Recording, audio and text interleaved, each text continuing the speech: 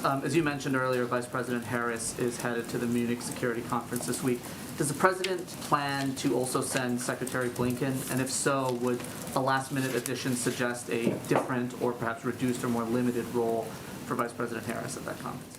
I don't think there's any plans to limit or reduce the Vice President's role at the Munich Security Conference or at the global stage.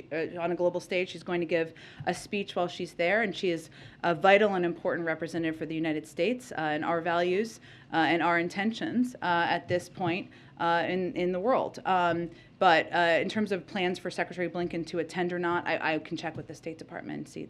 There are plenty of leaders to meet with, so more bandwidth.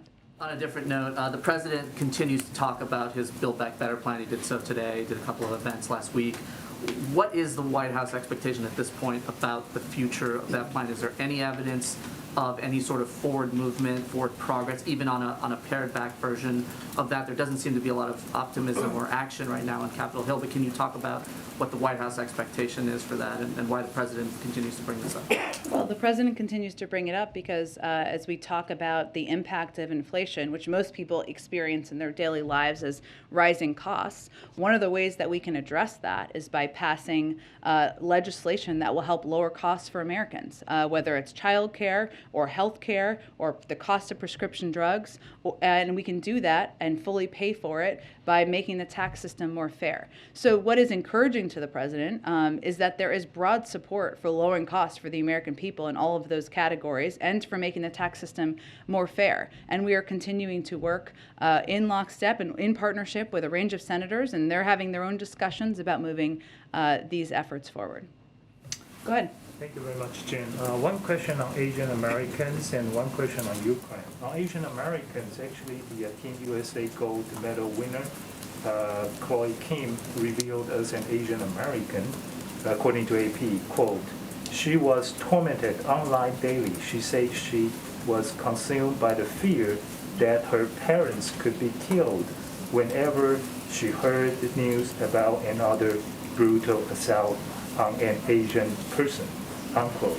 Actually, under President Biden's watch in 2021, the anti-Asian hate crimes increased by 339%. It seems we don't see much action taken by the White House, and even in a press briefing, the very last time you mentioned about Asian Americans was last May. So will the president take some action or even just record a video like what he did last year to raise the awareness?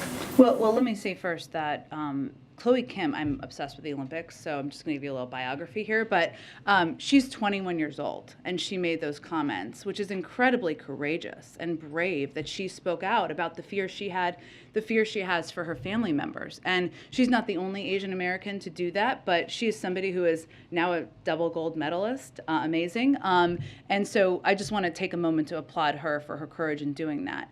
I will say that the President has put in place a task force. He has hired a senior level staffer to be a representative and be someone who can speak to these threats and these concerns and these fears felt by the Asian American community because there's a number of steps we need to take and continue to take to address. And we've seen this rise, unfortunately, because of hate-filled rhetoric and language around the origins of the pandemic. And that is something that Asian Americans across the country have been feeling. So I can just reiterate for you that the President is absolutely committed to continuing to speak out, to crack down, to take steps, and again would thank Chloe Kim for her courage.